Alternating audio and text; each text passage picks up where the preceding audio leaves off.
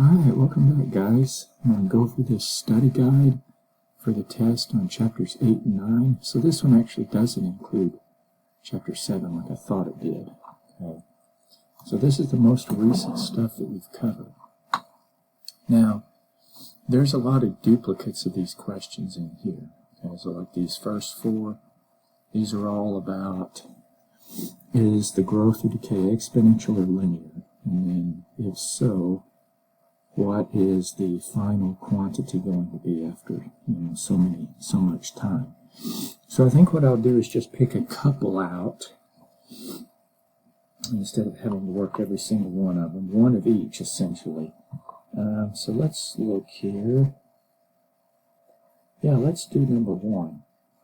Okay, so it says state whether the growth or decay is linear or exponential and answer the associated question. So the value of the house is increasing by $2,300 per year.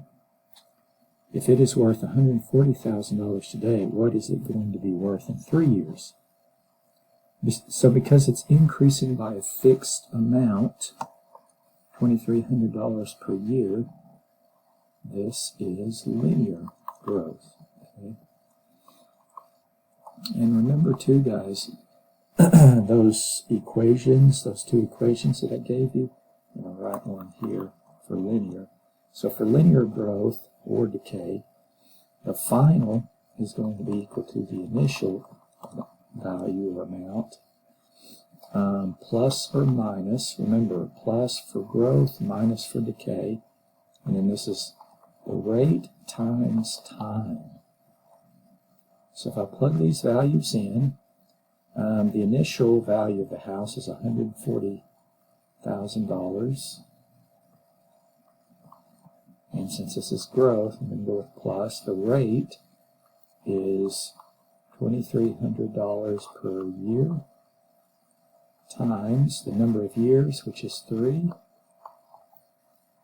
And you can see that unit years divides out. And so we're left with multiplying 2,300 times 3, which will be 4,600, and then adding that to the 146,000. And so this is going to give us a final value of 146,000. No, that's not right. $144,600. Okay, if I did my math right. So this should be the final value of the house after 3 years. Okay. So we would say that the house's value is appreciating and not depreciating. All right. Well, number 2 is just like number 1. It's linear. Okay. So let's go to. How about we do number 3? Number 3 and 4 are both exponential. Okay. Actually, I think I'll do number 4. Number 3 is exponential growth, and the growth rate is 20%. Number 4 is exponential decay, because it says decreasing, and then the rate is 15% per year. So let me do the one with decreasing, just so you can see this nuance here. Well, first let me put, this is exponential decay. So what we're talking about, and we have one like this in the notes, the price of a computer component is decreasing at a rate of 15% per year. Okay, so that's the rate. And then if the component costs $120 today, what is it going to cost in 3 years? And so you have to remember that formula, and I'll rewrite it again for exponential. If the final is equal to the initial, and then in parentheses you have 1 plus or minus the rate, and then this is raised to the power of time. So remember, this is just like that formula for compound interest. Okay, so the initial cost today is $120. and then you'll have 1 minus, because this is a decaying process. The rate is 15%, which is a decimal, will be 0.15. And we're talking about a time period of 3 years. Okay? So it raise this to the third power. And I would just plug all this into your calculator if I were you. Okay, so $120 times 1 plus 0.15. And then I'm going to raise that to the third power. Hit enter. Whoops, I put plus in there. Okay, so you got to be careful. Let me go back. This is a process of decay. I need to put subtraction in there. Now hit enter. Okay. And so this is the new price after 3 years. And guys, you also want to round this to the nearest cent. Okay, it says that here in the directions. So the 5 here would bump the 9 up to a 10, which would make that 6 become a 7. So in other words, the 69 rounds up to a 70. So $73.70. Okay. And that is your final answer, or the final price after 3 years. Okay. All right. All right. So we'll continue. Let's go to number 5. So number 5, all we're trying to do is pick out which graph has these points graphed correctly. Okay. So you kind of have to go one by one. So 3, 2, and again, these are hard to see. I can kind of zoom in here, I guess. Oops. 3, 2. I think that would be this one for A. And then let's see what else. -8, 3. So if I'm looking at this one, -8, and then up 3, so that one's probably B. And then C should be 1, -1, so here, the right one, down 1, so that checks out. And finally D, -3, 1. So go to the left 3, up 1. And so all these points check out with A, so I get lucky. The first one I actually check, it turns out to be the correct one. All of these others, guys, will have at least 1 or more points plotted incorrectly in the wrong positions. Okay? We got to kind of study that one anyway. All right. Okay, number 6. So this is kind of a conceptual question. It says in mathematics, oh, and by the way, guys, there was kind of some formatting issues when I converted this to a PDF document. And you're going to see these later on. I think we actually already see it here. Because it lists this question 3 times, and then it lists the answer choices 3 times. So, kind of strange, but anyway, the question is, in mathematics, what is the purpose of a function? So let's look at our choices. A function describes how a domain and a range interact with one another. Okay. Well, that is true, but I don't know if that's the purpose of a function. A function describes how inputs and outputs are affected by machines. Okay. It's not that one. The reason this one's in here is because in a lot of math algebra textbooks, they'll try to illustrate a function as like a machine, where it has an input and then it gives an output. And that's an accurate way of thinking about the concept, conceptually, about how a function works. But let's keep going. A function describes how one variable depends on another. I think it's probably this one. And then finally, a function describes an operation such as multiplication or division. Well, within a function, you could have operations such as multiplication or division, but this is really not sufficient to describe the purpose of a function, so it should be C. Function just really shows how the variance in your independent variable causes variance and how that variance relates to values for your dependent variable. Okay. Number 7. What are 3 basic ways to represent a function? Well, this is in the notes. Let's look at our choices here. An ordered pair, a graph, and an expression. A table, a graph, and an expression.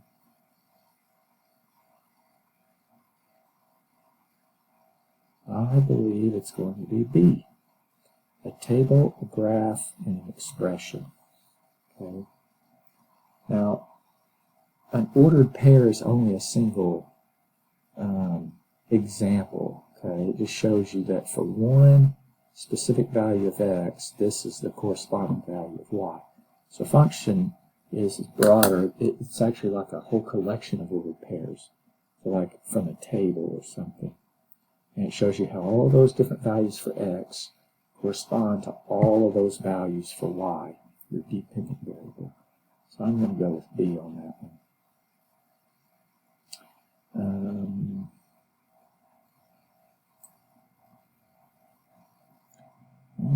Actually,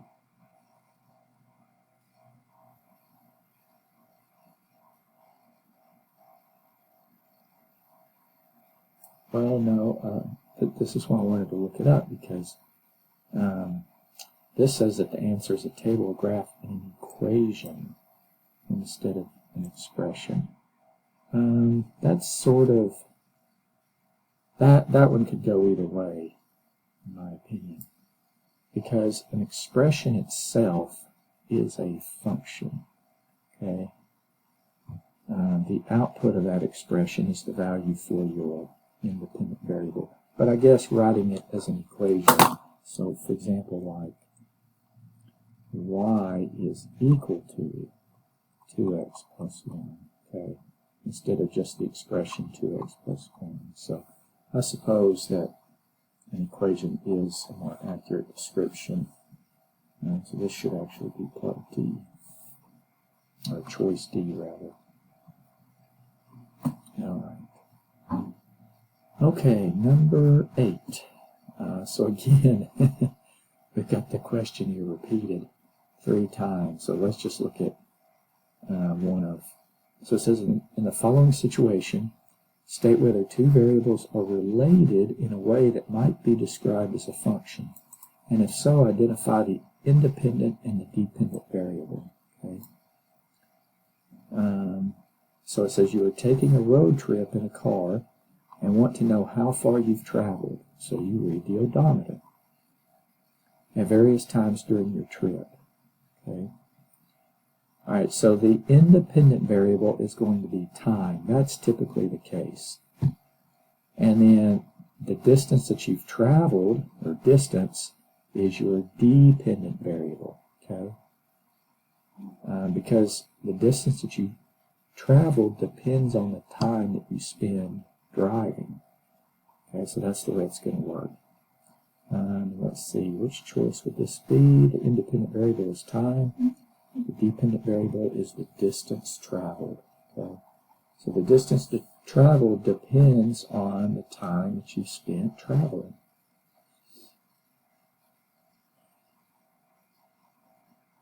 All right. And by the way, guys, this is not a very long test. Let's see here. Again, we've got the question repeated 3 times. So it says, write a short statement that expresses a possible function between the given variables. Weight of a bag of candy, and then the price of the bag of candy. Okay, so our 2 variables are weight and price. So we need to figure out which one affects the other. Does the price affect the weight, or does the weight affect the price? I would venture to say that the weight of the bag affects the price. So in other words, the price depends on the size of the bag. Okay? And so the price is your dependent variable, and the weight is your independent variable. Okay? So think about going to the grocery store, guys, when you buy, vegetables or whatever, or meat. That's all based on the price is a reflection of the weight. Okay, so let's look at our choices. As the price of the bag of candy increases, the weight of the bag decreases. Definitely not that. As the weight of the bag of the candy decreases, the price of the bag increases. Not that one either. As the weight of the bag of the candy increases, the price of the bag increases as well. Yes, it's going to be this one. Okay. This is actually what we would refer to as a positive relationship. If you're thinking about correlation, those two variables are positively correlated. All right.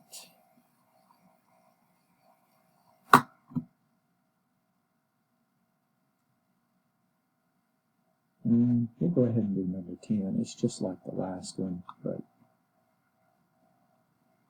okay, so it says write a short statement that expresses a possible function between the given variables, the number of trucks on a road, and the corresponding air quality. Okay. Well, the relationship between these two variables is definitely that of a function, because the more trucks there are on the road, the more exhaust, and consequently the lower the air quality. So the air quality is going to depend on the number of trucks on the road. Okay. As the quality of the air deteriorates, the number of trucks on the road decreases. Definitely not. As the number of trucks on the road decreases, the quality of the air generally deteriorates. As the quality of the air deteriorates, now see, your independent variable should come first. The independent variable is the number of trucks. So it's probably going to be this last one. As the number of trucks on the road increases, that affects the quality of the air, and it deteriorates. Okay. So this one is going to be choice D. Now these two variables are correlated as well, but it's an inverse correlation, because as the number of trucks increases, the air quality actually decreases.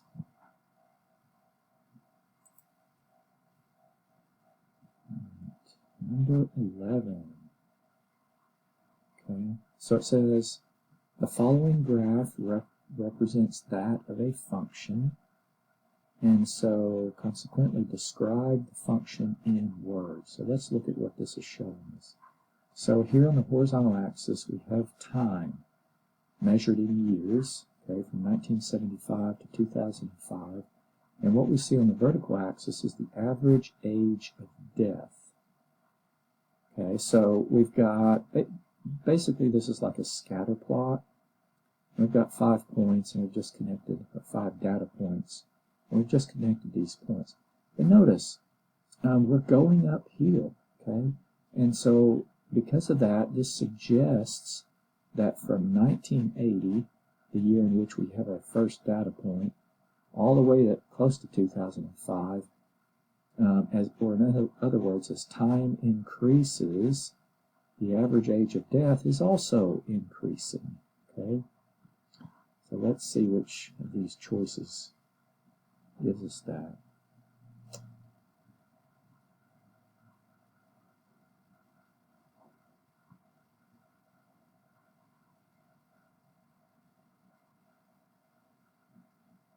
I think it's going to be D. It says the function shows a steadily increasing average age of death between 1980 and 2004, okay?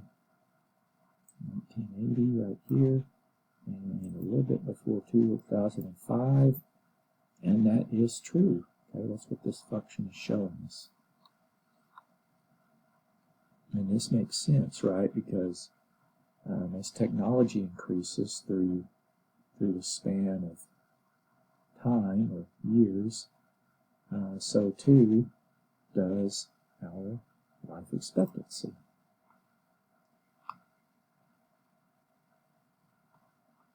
All right, number 12. Okay, so number 12, this would come from, let's see, I think there's 3 questions like this actually.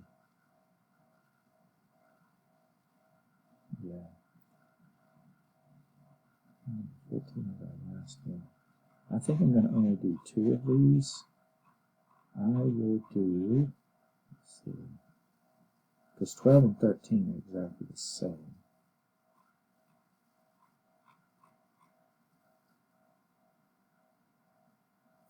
I'm going to do 12. Okay. So this is where we're using linear functions as models to make predictions about future values. Okay. So it says write an equation for the linear function and use it to answer the given question. Round values to 2 decimal places. So Normaltown High School's pool record for the 100-yard freestyle was 47 seconds, 47.2 seconds in 1990.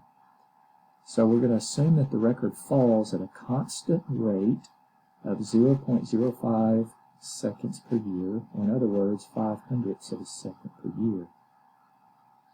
What does the model predict for the rate of the record in 2020? Okay. So remember, we're using this standard linear equation. Okay. And remember too, guys, the book writes these in reverse order. Okay, so m represents the slope or the rate. Same thing. Rate of change. X is our independent variable. This, in this case, is going to represent time. And y is our dependent variable. And in this case, it's representing, well, they're both representing time in a sense. X represents the number of years. Okay? And then y represents the actual record, the record time for that particular race. And then B represents the initial record. Okay. The initial record back in 1990. Okay. All right, so the first thing we're going to do is plug in our information. So back in 1990, the original record was 47.2. Okay, so I'm going to plug that in for B. So plus 47.20 x, okay, and then our rate is, says it right here, the record is falling at a constant rate of 0.05 seconds per year. So because it's falling, that indicates the rate is negative, or in other words, the slope is negative. So I'll put a negative 0.05, okay, equals y. Now you'll notice over here, they're using a lowercase t for x, t for time, and then capital R for record. So it's just a difference in variable choice. So I'll stick to that convention. Okay. So you just pick out which of these choices has this correctly. And again, remember, the book prefers to write the constant first, and then the rate times the independent variable second. But if you're looking at these choices, guys, it's going to have to be choice A. You may think, well, could be choice C, but the T is in the wrong place. So by virtue of just finding that equation that models the decrease in this record time, we found the answer. Now the second part of the question is, what does the model predict for the record in 2020? Well, then you plug a value in for your independent variable. Evaluate this, and that'll give you the final record time. Okay. So you have to figure out, well, from 1990 to 2020, that's a span of 30 years. So if I evaluate this function whenever t is 30 years, we can do this in a calculator.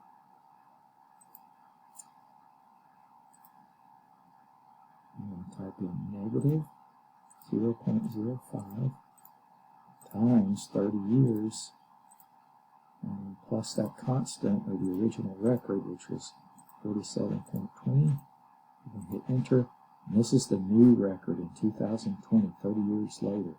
45.7 seconds. Okay, so right here, so this agrees with what we selected earlier. This would equal 45.70 seconds. Okay. All right. And again, the formatting, guys, that's why all this other stuff is here. Number 13 is just like this one. You have an initial amount. You will have a rate. This is your rate right here. You come up with your general equation, and you'll use it to predict how far can you drive on $80. Okay. All right, so let's look at the last one. Number 14. Again, it listed it 3 times. It says, during the month of January, the depth of the snow at the base of one ski resort decreased by 2 inches each day. So similar type of problem here. And on December the 31st, there was a depth of 69 inches. Okay. So basically at the beginning of that month, or the beginning of that year, there's 69 inches. Okay. So find an equation that represents this linear function and graph it. And then use the graph to estimate the depth of snow on January 29th. All right, well, the rate of change is right here, 2 inches per day, but it's decreasing. First of all, let me come up with my equation. Okay, so if you're thinking about y equals mx plus b, b is the initial amount of snow. Okay, so 69 inches. I'm going to write that down here. Initially, there's 69 inches of snow, plus the rate, m, is negative 2 inches per day. I guess I'll write the units. Negative 2 inches per day times, I'm going to put lowercase d for the number of days. Well, no, I'm not. I'm going to put lowercase t to represent time in days. And then this is equal to the depth. So I use a capital D for the depth of the snow. Right? So for each day, we're just going to basically subtract 2 from this amount. But we're talking about a period from December the 31st all the way to the 29th. Okay? So guys, that's actually a span of 30 days there. Okay?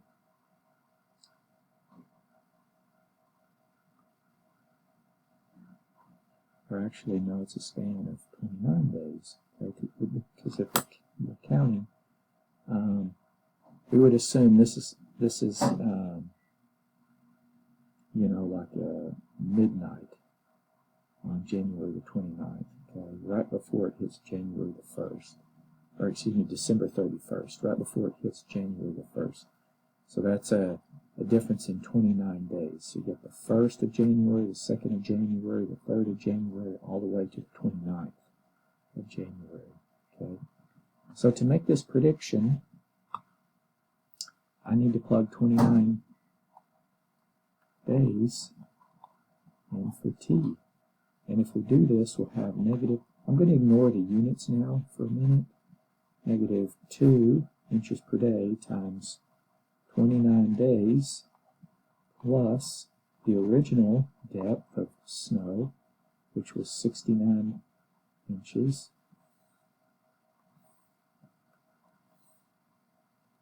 and if we plug this into the calculator, this will give us the depth of the snow on the 29th of January. That's actually my baby's birthday, by the way.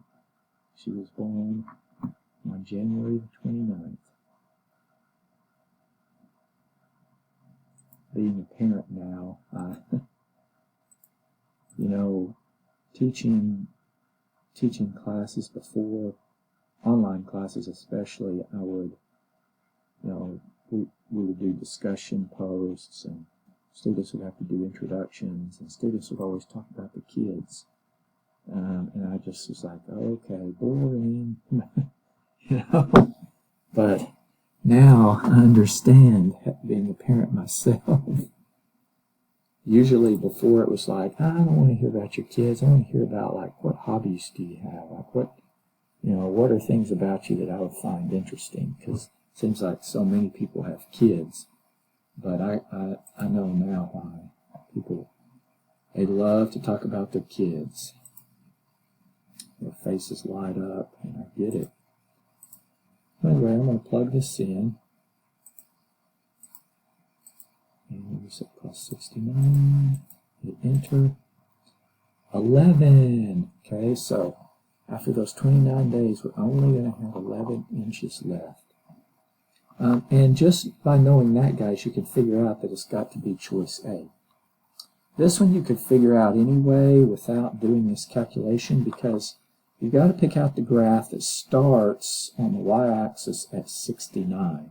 Okay, so this one is closer to 70, it looks like. This one wouldn't be starting at 69, nor would this one. So it's really only this one right here. Okay.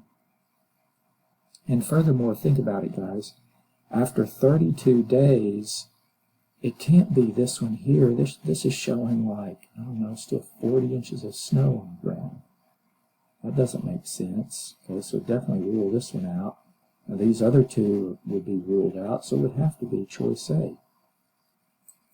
All right, but anyway, this line, or this graph, models the melting of snow for each day. Now, again, before I conclude, let me just say that these linear models, guys, these are just crude models.